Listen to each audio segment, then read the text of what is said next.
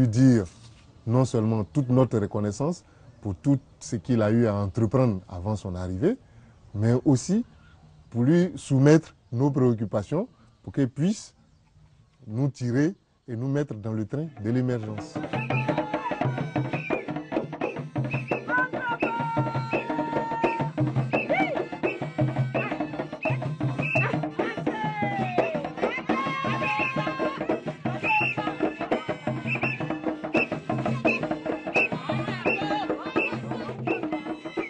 Voilà, merci beaucoup Christian Akoussa qui nous a plongé en plein cœur de Mbayakro. Voilà. Il est notre invité suivant après, donc le docteur, lui c'est Jean-Cyril Léraud. Bonjour monsieur. Bonjour. Avec vous on parlera d'art. Hein. Et aujourd'hui le thème choisi c'est la galerie d'art. Dans un premier temps, qu'est-ce qu'il faut entendre par une galerie? Ok, une galerie en fait c'est un lieu où l'on expose pour la vente des œuvres d'art. Je précise, exposer pour vendre. Mais pas pour la découverte, hein? Si. La première approche, dans l'exposition, vous venez à une découverte, vous venez rencontrer une œuvre, un objet d'art, et vous venez prendre connaissance de cet art-là. Maintenant, je dis pour vendre, parce qu'une galerie d'art est une activité commerciale. Vous venez, madame. Voilà. Voilà, venez lui remettre... Donc, en tant qu'activité, merci. En tant qu'activité commerciale, donc elle a un but de pouvoir vendre. Alors, dites-moi, comment utiliser une galerie? Ok, la galerie, en fait, c'est une société un peu comme toutes les autres. Elle est composée de personnes qui la dirigent. Il y a le gérant. Ça dépend de la structure que vous allez adopter. Il y a aussi les personnes qui sont chargées de tout ce qui est artistique, parce que c'est très important dans le choix des œuvres. Et en fait, la galerie a pour but de pouvoir, comme je l'ai dit, divertir, enrichir culturellement. C'est-à-dire rencontrer des œuvres, rencontrer une certaine philosophie, apprécier l'esthétique de ces œuvres, parce que les artistes mettent vraiment leurs émotions à travers leurs œuvres. Alors dites-nous, comment vous faites la collecte des différentes œuvres qui se trouvent au sein de la galerie? Ok, bon. Moi, je suis chargé de tout ce qui est administratif et financier de par ma formation. Et donc, ce qui est artistique, c'est ma collaboratrice. Elle est architecte d'intérieur et designer mobilier. Et donc, en fonction de l'orientation qu'elle a donnée à la galerie, voilà, donc elle fait la collecte, donc? Voilà. D'accord. Et bon, notre particularité aussi, c'est que, étant donné qu'elle est designer, elle crée ses œuvres. D'accord. Ouais. D'accord. Il y a certaines galeries aussi qui présentent ou exposent des œuvres d'artistes seulement. Effectivement. D'accord. Alors dites-nous, comment se comporter face à une galerie? Ce que je peux dire, c'est déjà de visiter régulièrement, parce qu'on y fait la promotion de l'art. Donc, pour nous aider à promouvoir, il faudrait que vous veniez à la rencontre, vous venez connaître les œuvres qui se font, venez connaître les artistes, voir leur démarche et puis apprécier les œuvres en fonction de leur point de vue. Surtout, je vais reprendre le mot pour visiter, il faut d'abord avoir l'amour. Oui, il faut avoir l'amour, il faut avoir la curiosité, premièrement. La curiosité de savoir pourquoi tel objet est qualifié de beau, qu'est-ce qu'on y trouve. Venir vraiment à la rencontre. Et ça touche notre sensibilité, ça parle des émotions. Donc, d'accord. D'où l'importance d'une galerie. Oui. Vraiment, c'est un enrichissement, que ce soit personnel, ça nous apporte, ça nous pousse à réfléchir, vu qu'on s'interroge, on va observer, on va apprécier. Économiquement parlant aussi, c'est intéressant parce que les artistes, ils pourront vivre de leur art, percevoir des revenus. Et en tant que galeriste, nous aussi, on pourrait avoir des revenus. Effectivement, ça crée de l'emploi, ça crée des richesses, parce que je suis auto-employé. Voilà. Et aussi sur un point de vue fiscal, parce que bon, nous sommes une société et donc nous payons nos impôts et tout. D'accord. Alors, il faut le dire, c'est vous qui avez fait tout ce beau décor qu'on a ce matin. Est-ce qu'il y a possibilité pour vous de nous présenter tout ce que vous avez fait venir? Ok. Bon. si vous voulez, on a pris votre plateau dans le cadre d'une galerie, entre guillemets, parce qu'on a exposé des œuvres. Et là, vous avez des pots. Vous avez par ce pot. Oui, un pot sculpté. Et bon, nous, on aime bien les masques. Donc, on a fait ressortir ce masque-là. Et c'est un objet décoratif aussi. Parce que, je vous le dis, une galerie sert à vendre. Et donc, acheter pour décorer vos maisons. C'est ça. Donc, on peut y mettre des fleurs, hein, oui, comme vous l'avez si bien fait. Effectivement, on peut mettre des fleurs. Et de l'autre côté, l'autre pot, nous, on a préféré mettre des cannes ou des bâtons de commandement. Ça. Voilà. Vraiment très traditionnel, ceux-là. Et là, on a un visage. Hein. Oui, on a une statuette du Nord. Je crois bien que ce sont des danseurs. Voilà. Donc ici... On a l'impression de voir des danseurs Maasai, hein, je crois bien. Mais bon, ça c'est... Non, ça c'est de chez nous. C'est de chez nous, voilà, Côte d'Ivoire. Donc voilà, vous pouvez apprécier, regarder le détail, la finition, comment c'est sculpté, comment c'est expressif. Et voilà. On a encore plusieurs figurines. Oui. On va à votre droite, voilà, là. D'accord. Ça c'est des abat-jours. C'est une création de ma collaboratrice. Et c'est vraiment une de ses œuvres, c'est sa première œuvre. Vous savez, l'abat-jour, il est plutôt occidental, mais là, elle a travaillé de façon africaine. Toujours en gardant les masques. Hein. Oui. Elle, pour démarrer, elle s'est inspirée des masques. Et ça, il me semble que c'est des masques de l'Ouest, là. Donc, elle s'est inspirée de ça, et elle les a intégrés. Et elle a aussi travaillé le bois avec une certaine patine pour lui donner cette teinte. D'accord. Voilà. D'accord. Et on a cet objet, voilà, oui, merci à Crépin, merci pour... Donc ici, on fait hommage à Maître Combe, parce que Maître Combe, il est venu, lui, sa particularité, c'est de pouvoir faire ressortir l'expression. Donc il s'est focalisé sur les têtes, les visages. Et bon, cette sculpture, vous voyez, avec la coiffure et tout, voilà, c'est artistique, c'est joli et ça présente bien. Voilà. Merci beaucoup à vous, monsieur Jean-Cyril Léraud, d'être venu sur notre plateau pour nous parler de l'importance d'une galerie, de ce que c'est qu'une galerie, faire comprendre aux téléspectateurs l'importance et les amener à visiter des galeries. Oui. Voilà. Merci beaucoup. Et puis surtout, merci pour ce très beau décor. Voilà. Merci. On vous raccompagne avec la pub.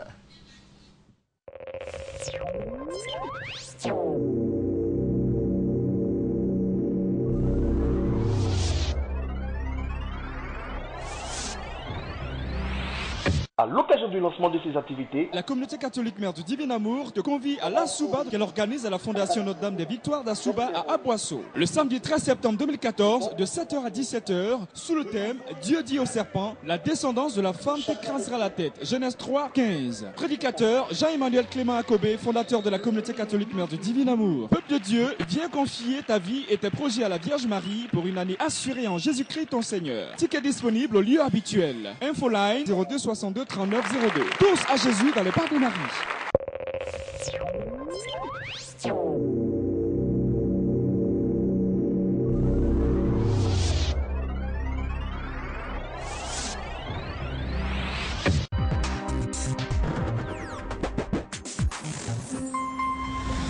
Maintenant, j'avais envie de dire au candidat, c'est pas la peine de prier pour qu'on nomine ton voisin. Hey!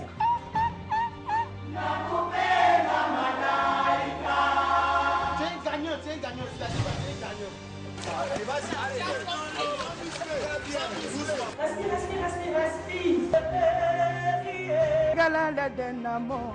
devant toute la terre entière, tu es un flemmard. Tu es pitoyable. C'est pas pour te voir pleurer, c'est pas pour te voir pleurer. Ça ira, oh yeah, ça ira. Ne fais pas espoir, oh ça ira, oh ça ira. Merci Christelle Akoussa, assistée de Sangari. Voilà. Il est avec nous, c'est notre avant-dernier consultant, Monsieur Léandre Taki. Bonjour. Bonjour. Vous êtes membre des Toastmasters et avec vous on parlera donc de la rubrique langage usuel. Et aujourd'hui le thème à aborder, c'est l'art du débat. Tout à fait. Alors pourquoi le choix de ce thème d'abord? Tout simplement parce que le débat en lui-même ne concerne pas seulement que les hommes politiques. On peut être amené à débattre au cours d'une réunion professionnelle, en entreprise, en famille. Là où il y a une discussion, eh bien il y a débat. Dans la définition du débat, c'est la confrontation d'idées. C'est la confrontation d'arguments opposés. Et lorsqu'il y a un débat, eh bien il y a comme un combat. Je donne souvent cette allégorie. Le débat est comme un combat des gladiateurs dans une arène. Il y a des auditeurs, il y a des téléspectateurs, il y a un public. Et donc, ce public vient pour suivre ce combat des gladiateurs. Là, il n'y a pas d'armes, il n'y a pas d'épée, mais il y a le verbe. Le verbe se croise. La parole.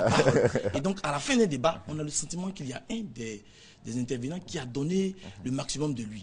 Et c'est son argumentation qui prime. Même si ses idées ne sont pas vraiment les plus belles, mais la façon de présenter son argumentation fait que à l'issue du débat, on a envie soit de voter pour lui, soit d'embrasser son parti. Bon, voilà un peu ce qu'on peut dire sur la teneur, la définition d'un débat et pourquoi nous avons choisi ce thème. D'accord. Alors dites-nous, comment préparer un débat? Tout à fait. Avant d'aller à un débat, il faut préparer ses arguments. D'accord. Et il faut se poser des questions usuelles. Pourquoi? Avant de chercher des informations, il ne faudrait pas aller à la quête des informations dans le vide. Pourquoi renvoie à la cause? Et donc si nous avons la cause, nous pensons aux conséquences, nous pensons aux solutions. Et donc il faut chercher déjà les causes profondes, les conséquences, les faits, et ensuite penser aux solutions. Et bien entendu, par rapport aux problèmes que soulève le thème. Et après avoir cherché les causes, les conséquences et les solutions, il faut aussi penser au comment. Le comment permet de relier les causes aux conséquences et aux solutions. Il arrive souvent dans un débat de voir des personnes qui énumèrent des causes, mais on ne sent pas le lien avec les conséquences. Et du coup, on reste sur sa faim. On a envie de demander aux débatteurs pourquoi vous avez énoncé ces éléments. On veut voir la façon je veux dire, au niveau des causes, comment est-ce que ces causes arrivent à s'enchevêtrer? La façon d'agencer les mots, voilà, et surtout l'enchaînement des propos. Voilà, donc à ce moment-là, lorsque vous arrivez à trouver le comment, vous devez penser aussi au quand. Le quand, c'est l'opportunité, c'est le temps, c'est le moment. À quel moment ce genre de situation arrive? Alors, il faut commencer à se poser ce genre de questions pour pouvoir guider sa recherche documentaire. Et ensuite, penser au où, le lieu. Est-ce en Côte d'Ivoire? Est-ce en Afrique? Est-ce dans le monde? Alors, chercher à voir est-ce que ce problème n'a pas été observé ailleurs et comment les personnes ont réagi par rapport à ce problème. Et ensuite, il faut penser au qui. Au qui, cela renvoie aux personnes, au nom. Est-ce qu'il y a un nom qu'on peut associer à tel problème? Est-ce qu'il y a des victimes? Est-ce qu'il y a des coupables? Qui sont les victimes? Qui sont les coupables? Donc, lorsqu'on arrive à faire cette cartographie, c'est une matrice de recherche, on arrive à recueillir des informations qui nous permettent de meubler notre argumentation. D'accord. Alors, qui peut être habilité à initier ou à faire un débat? Je dirais tout le monde. Tout le monde. Tous ceux qui sont amenés à parler. Si vous arrivez à communiquer, alors je dois vous dire, vous prévenir que vous le voulez ou vous ne le voulez pas, vous serez amené à débattre un jour entre amis, en famille, en entreprise et plus généralement dans le milieu politique. D'accord. Après avoir donc préparé le débat, comment rendre? Tout à fait. Lorsqu'on arrive au débat, et je rappelle que lorsqu'on recherche les informations, il ne faut pas rechercher seulement les informations pour soi-même, à travers les questions que je viens d'exposer. À savoir pourquoi, comment, voilà, quand, pourquoi, comment, quand et qui. Il faut aussi penser aux idées adverses, pour pouvoir préparer des contre-argumentaires pour chaque idée. Parce que vous arrivez à un débat, votre stratégie c'est de défendre votre argumentation et d'attaquer l'argumentation adverse. Donc c'est comme un gladiateur, il a un bouclier, il a une épée. Donc il faut protéger ses arguments et attaquer l'argument adverse. Et si vous ne pensez qu'à vous-même, alors vous avez un problème. Lorsque vous arrivez au débat, vous voyez que l'autre vous surplante parce que vous n'arrivez pas, à briser son argumentation. Alors il faudrait penser aux éléments qui peuvent aider l'argumentation adverse.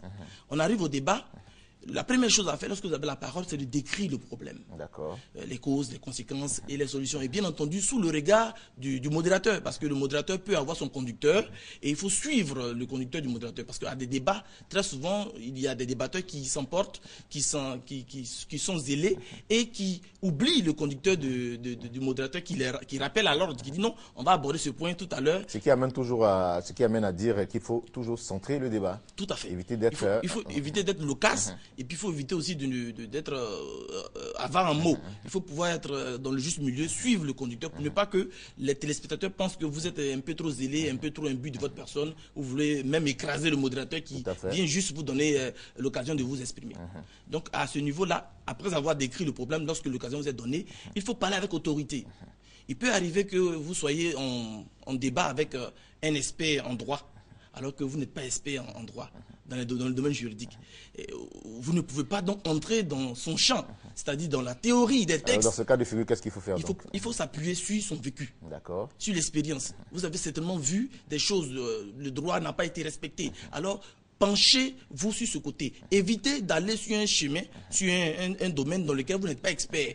C'est vrai que vous avez fait des recherches documentaires, mais évitez parce que vous ne savez pas qui vous avez en face. Alors parlez de votre vécu. Vous êtes sûr de ce que vous avez vécu, alors vous avez autorité pour parler de cela. Il n'a pas vécu ce que vous avez vécu. Donc vous êtes à l'aise pour parler de cela. Donc à des débats, je conseille souvent à ceux qui ne sont pas experts dans des domaines bien donnés, d'éviter de sortir de leur cadre, de rester sur ce qu'ils ont vécu. Ensuite, il faut utiliser l'émotion. Parce que l'émotion brise les raisonnements, brise les oppositions. Là où l'émotion s'installe, eh bien, le raisonnement s'efface. Tout à fait. Et on peut utiliser l'émotion. Qu'est-ce que je veux dire par émotion? On peut utiliser l'humour ou alors une anecdote qui semble triste. Et lorsque on vous écoute, on dit « Waouh, cette personne est en train de nous toucher ». Et lorsque la personne a déjà planté le décor avec l'émotion, commence à se retrouver dans voilà, ce que vous dites. Maintenant, vous utilisez la logique. Il ne faut jamais utiliser la logique avant l'émotion. L'émotion pour briser l'opposition et ensuite poser la logique. La logique, c'est qu'est-ce que c'est? Ce sont les constats, les chiffres, les statistiques. Si vous venez à un débat et que vous libérez des chiffres, des statistiques, bon, vous ne faites que informer les gens, bon, on ne sent pas là. On ne retient rien et on ne se sent pas concerné véritablement. Voilà. Alors que lorsque vous utilisez l'émotion, l'émotion reste. L'image que vous avez dégagée touche l'auditoire. Je donne l'exemple d'un président américain dans les années 70, Richard Nixon. Au cours d'un débat, il a dit qu'il avait une chaîne. Une chaîne qu'il aimait, qu'il adorait, et malheureusement la chaîne est morte. Donc il était en train de montrer son côté affectif, son côté doux, et les gens ont voté pour lui. Quelques mois après, ils se sont rendus compte qu'il n'avait pas de chaîne. Et l'histoire du Watergate est venue pour empirer la chose. Donc on s'est dit que certainement, les gens ont compris que l'émotion était utilisée de façon maladroite. Alors je ne conseille pas de mentir, mais je veux montrer juste que l'émotion a un impact sur l'auditoire. Et ensuite, il faut utiliser la communication interpersonnelle. Il faudrait qu'on sente que vous êtes en train de parler avec quelqu'un. Il faudrait que la personne se retrouve en vous. Il faudrait que vous partagez des valeurs mutuelles. Si vous ne partagez pas des valeurs mutuelles avec ceux qui sont en face de vous, ben on a l'impression que vous venez de la Lune. Et surtout, éviter de ramener toujours à vous-même. Dire tout à fait. Il faut dire nous. Moi. Tout à fait. Voilà. Nous, pour montrer que on est ensemble. D'accord. Voilà. Et après cela, il faut, comme je l'ai dit, préparer la contradiction pour ne pas être en porte-à-faux avec ce qu'on a dit et conclure. Quand on arrive à la conclusion, c'est le dernier moment, c'est la dernière parole, c'est l'impact qui reste. Il y a aussi le temps de débat qui est très important aussi. Oui, il faut respecter le temps. C'est très important ce que vous dites. Et c'est pourquoi, à des débats, lorsque vous parlez et vous ne respectez pas le temps, l'auditoire s'offusque. Dans les salons, on dit, mais celui-là, il parle trop. Il est en train de bavarder. Il n'est pas en train de respecter ce que le conducteur demande de faire. Voilà. Donc, je parlais de la conclusion. Il faut laisser un impact. Je donne deux éléments pour la conclusion. Il faudrait rappeler ce que vous avez dit, le bilan, les éléments, très souvent les éléments marquants, et ensuite finir avec un appel à l'action. Une prise de conscience, levez-vous pour agir, et c'est ce que les gens vont retenir. Alors on va assimiler un cas. Hein. Nous sommes à la fin de notre échange. Alors qu'est-ce qu'il faut retenir de ce thème? Donc on va assimiler le cas. Ce qu'il faut retenir de ce thème, c'est que lorsque vous allez à un débat, il faudrait préparer le débat. vous êtes en entreprise, vous êtes dans un parti politique, vous êtes en famille, il y a une réunion familiale, vous savez qu'à cette réunion, il y aura une discussion âpre. Alors préparez vos arguments. Et aussi réfléchissez sur les arguments que l'autre pourra utiliser, les autres, parce que vous n'êtes pas en face d'une seule personne peut-être. Alors, lorsque vous commencez à préparer cela, vous arrivez au débat plus confiant, et à la réunion plus confiant. Et lorsque on vous donne la parole, vous décrivez le problème, montrez les causes, les conséquences et les solutions, tout en montrant le lien entre ces éléments, pour qu'on puisse vous suivre, vous dire oui, tout à fait, il a raison. Parce que vous n'allez pas venir au débat et libérer des solutions.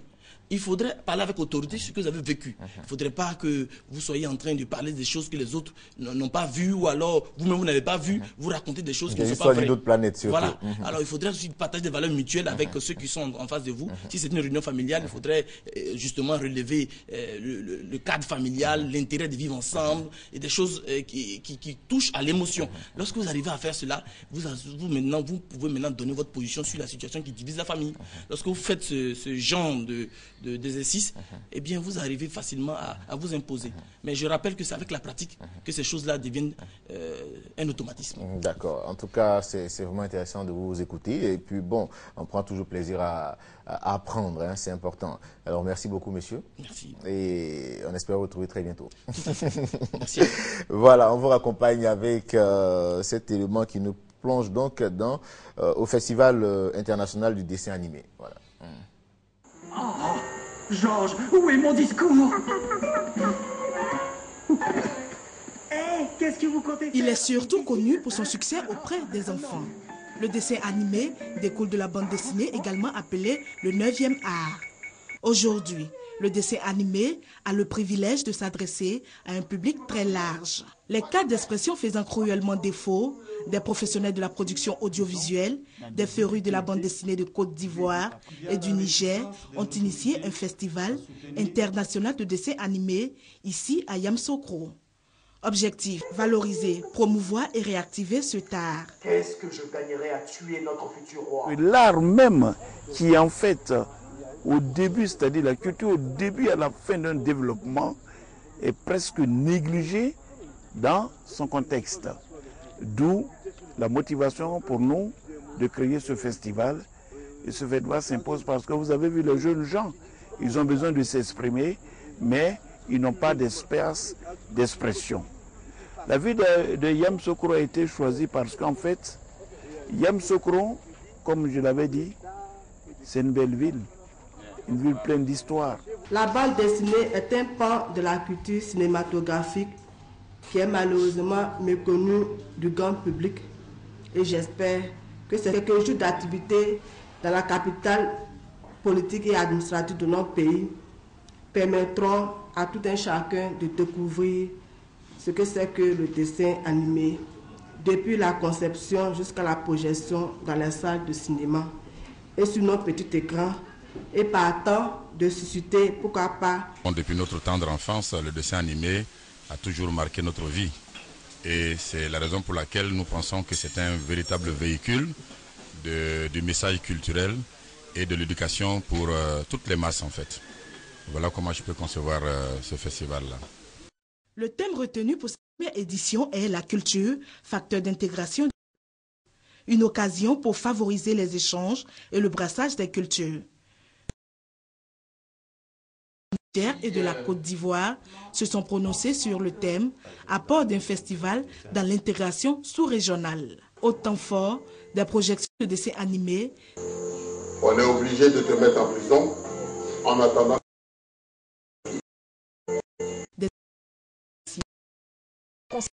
Mais c'est le rendu, c'est la manière dont on appréhende chacun notre constat, qu'on le rend, qui fait toute la différence.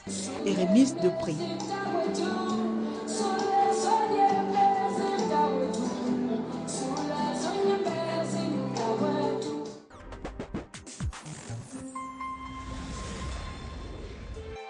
RTI 1, la chaîne qui rassemble. On peut savoir où tu étais passé? Gonzalo, tu as oublié que c'était le jour du procès contre Javier? J'étais te chercher à ton appartement, à ton bureau, mais je ne t'ai trouvé nulle part. Tu vas me dire ce qui se passe. Il y a que... J'ai découvert ton secret. Je sais que c'est toi qui as écrit ces livres. Je vous demande une dernière fois si vous reconnaissez ou non les accusations qui ont été présentées à cette cour contre vous. Tu n'imagines pas depuis combien de temps je souffre. À imaginer la réaction de Pilar quand elle apprendra qui je suis. Quand elle saura qu'elle est amoureuse d'un assassin. D'un vrai monstre. Poré! Qu'est-ce qu'il y a? Qu'est-ce que tu lui as fait? Javier? Javier? Qu'est-ce que tu lui as fait, Pilar? Qu'est-ce que tu lui as fait? Javier? Javier, qu'est-ce que tu as? Javier!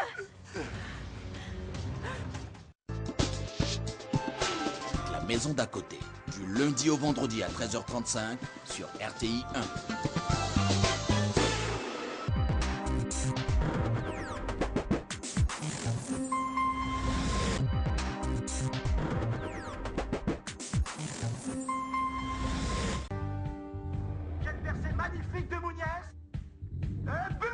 C'était ce qu'il attendait depuis toujours. Aujourd'hui, C'est comme ça que je vois la vie. il vit un rêve.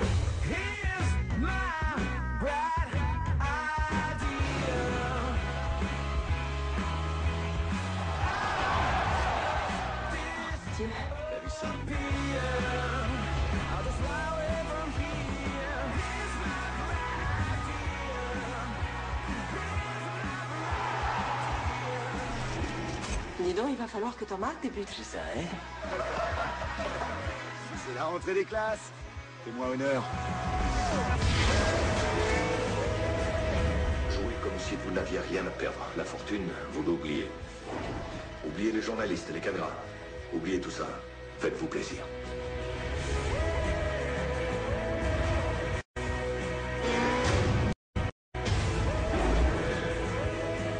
C'est une soirée des plus importantes pour le jeune Santiago Muñez. Pour la première fois depuis son transfert de Newcastle, il va débuter un match avec le Real. Goal 2, la consécration. Sur RTI 1, ce samedi 13 septembre à 21h. Voilà, nous sommes voilà, avec notre dernier invité, c'est Maman Éric Colette. Bonjour. Bonjour Eric. Comment ça va? Ça va très bien. D'accord, c'est toujours avec un plaisir, on vous reçoit. Et quand vous venez toujours les bras chargés. Hein? Oui. Et aujourd'hui, avec vous, on parlera donc des activités de la FENACOVICI. Oui. Et la FENACOVICI, il est bon de rappeler que c'est la Fédération nationale des coopératives du produit vivrier de Côte d'Ivoire. D'accord. Alors aujourd'hui, quelles sont les activités principales de cette fédération-là? Bon, l'activité principale, nous sommes en train de regrouper les régions et leur donner un produit phare pour pouvoir produire dans ces régions-là, pour pouvoir nourrir les autres régions. Donc, dans nos 31 régions, on a partagé les produits par région. D'accord, donc vous avez décidé de, c'est-à-dire, par exemple, la région, on va prendre, si on prend la cité du Poro, par exemple, là-bas, il y a... Le nord, c'est l'oignon. Le nord, c'est l'oignon, d'accord. Ils vont produire l'oignon pour nourrir les autres régions de la Côte d'Ivoire. Le Bandoukou et puis et ils vont produire le Kona pour nourrir les autres régions de la Côte d'Ivoire. On a donné des aubergines et du piment à certaines régions aussi pour pouvoir nourrir les autres régions. Ils ont l'habitude de faire certains produits chez eux. Ça n'empêche pas de faire ça, mais nous, au niveau de l'organisation, nous voulons responsabiliser certaines régions et les donner. C'est vraiment intéressant, maman. Alors, donc, il est important de rappeler pourquoi ce choix-là, pourquoi vouloir spécifier à une région un produit vivrier particulier. Tu sais, l'organisation, il faut toujours chercher à développer. Et le secteur, pour être organisé, il faut vraiment voir qu'est-ce que vous pouvez faire pour que vous soyez mieux organisé. D'accord. Et comme c'est une fédération qui regroupe les 31 régions, c'est ce qu'on doit faire. Et ces régions-là, chaque région va savoir que ces productions-là leur apportent quelque chose et les Ivoiriens seront bien nourris. En tout cas, voilà, comme nous signalait à l'instant un de nos collaborateurs, voilà, il dit si bien, hein, pour être plus efficace, il faut se spécialiser. Hein, oui, il faut se spécialiser dans la production vivrière par région. Oui. Je crois que ça va éviter les pénuries sur le marché. Hein. Ça va beaucoup éviter les pénuries sur le marché avec tous ces programmes que nous sommes en train de mettre en place. C'est pour pouvoir faire la production en irrigation goutte à goutte et produit en contre-saison dans toutes ces régions-là. D'accord. Les régions qui seront regroupées à faire la tomate, mais ça va se faire avec l'irrigation goutte à goutte. Même l'igname Kona, on ne veut plus que ça se manque sur nos marchés. Donc c'est l'irrigation en contre-saison pour la production de Kona. Je crois qu'on a le tableau que Yao vient de nous faire parvenir, le tableau voilà. Qui est réparti comme suit. Nous avons l'Agnébi Tiassa, la région du Marawi, nous avons le Haut-Sassandra. Eux, ils vont faire uniquement le gombo, c'est ça? Uniquement le gombo. Voilà, sur 15 hectares. Hein. Oui. D'accord. Nous avons le Béquet, Yamoussoukro, l'Indéni Douablin, les Béliers qui feront de la tomate. Hein.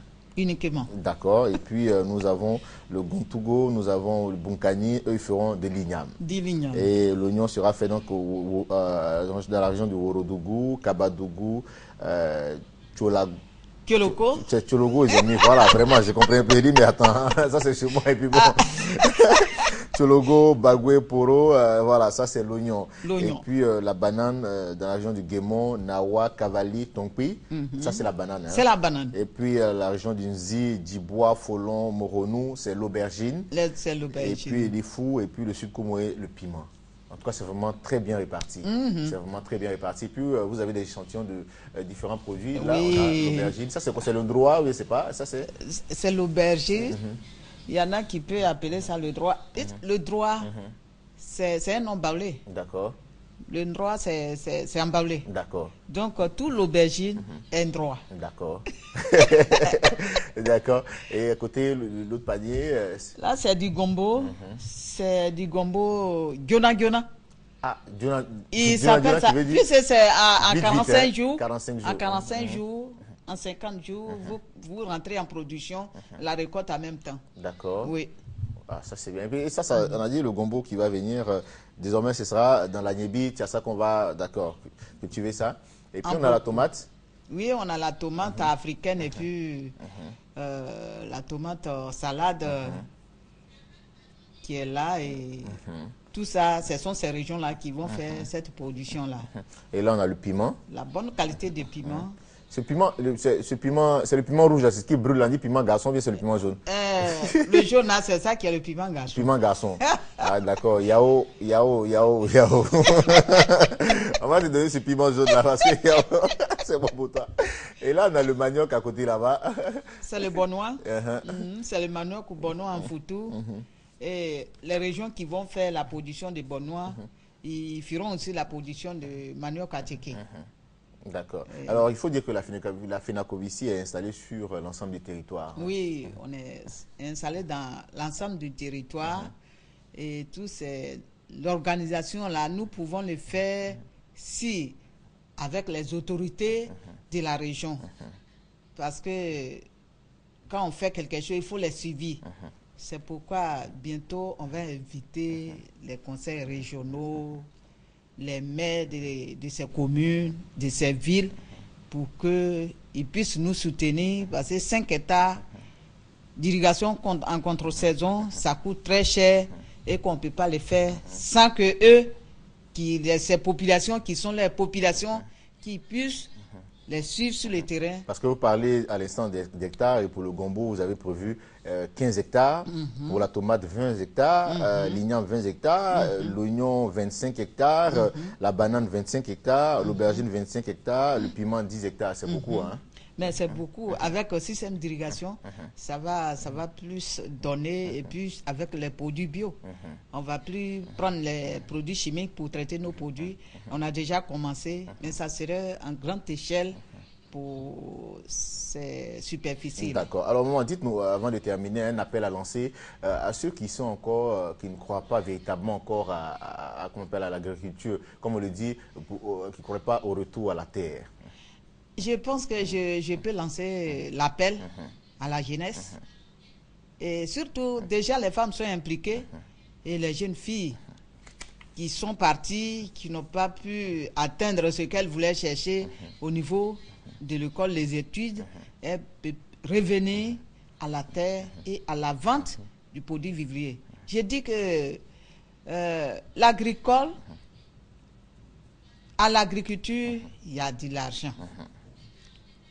Il y en a qui disent, bon, machin nourrit son homme. Je pense qu'en le faisant, ils ont l'argent, ils ont la facilité de trouver la nourriture dans leurs assiettes et moins cher. Je les invite de s'intéresser à l'agriculture vivrière surtout. D'accord. Merci beaucoup, maman, d'être passé sur notre plateau. Merci. Et ces paniers, on va les garder. Hein, voilà. Je sais qu'il y en a qui courent déjà pour venir. Attendez, les saisons, c'est pour nous aujourd'hui. Alors, maman, on va vous dire au revoir avec cet élément de notre penseur, comme je l'ai dit en introduction, si vous avez pris depuis le début de cette émission. Notre penseur, c'est bel et bien Soya Lucien, qui nous parle des secrets de l'excellence. Depuis son jeune âge, il avait pris la décision d'écrire un livre. Après plus de 5 années de présence à la radiodiffusion-télévision ivoirienne, précisément au service audio, aujourd'hui, c'est chose faite. Soya Lucien fait ses premiers pas dans l'écriture. Les secrets de l'excellence est son premier ouvrage, un premier essai littéraire qui traite de développement personnel. Objectif, aider les autres à rechercher l'excellence dans tout ce qu'ils font. Dans les secrets de l'excellence, je donne simplement des clés, des principes pour devenir excellent. C'est en 2 parties. Dans la première partie, c'est la connaissance de soi, apprendre à se connaître, connaître ses talents, sa passion, son caractère, développer les vertus. Et puis dans la deuxième partie, je parle des objectifs, se fixer des objectifs nobles et se battre pour les atteindre. Des objectifs, planification des objectifs, vaincre les obstacles et puis la patience. Un coup d'essai bien réussi. À un âge assez jeune, il se prononce sur une question finalement qui est au cœur de la vie de tout le monde. Comment réussir à ses objectifs, comment exceller. Donc c'est pour ça que j'ai souhaité m'associer à cette cérémonie pour l'encourager, puisque cette voie du développement personnel peut aider chacun d'entre nous dans sa carrière personnelle ou dans sa vie privée à atteindre ses objectifs et mieux vivre. Il invite ses collègues à la réflexion. Il propose une méthode, mais je crois que chacun peut se poser des questions et voir ce qu'il peut récupérer dans cette méthode et ce qu'il peut également apporter lui-même. Mais je crois que le plus important, c'est de s'interroger sur les facteurs clés pour réussir dans sa vie. C'est avec beaucoup de fierté aujourd'hui que je vois un de mes agents dédicacer son livre. Et dans ce livre-là, il parle précisément de ce que nous recherchons, l'excellence. Vous savez, notre métier est un métier un peu complexe. Si tous les agents comprennent qu'il faut exceller et ils nous donnent les secrets, je ne suis pas surpris. C'est une continuité de tous les jours pour lui, parce que c'est un agent sérieux. Et il a démontré à travers ce livre, j'en suis fier. Les secrets de l'excellence est le fruit de plusieurs années de travail.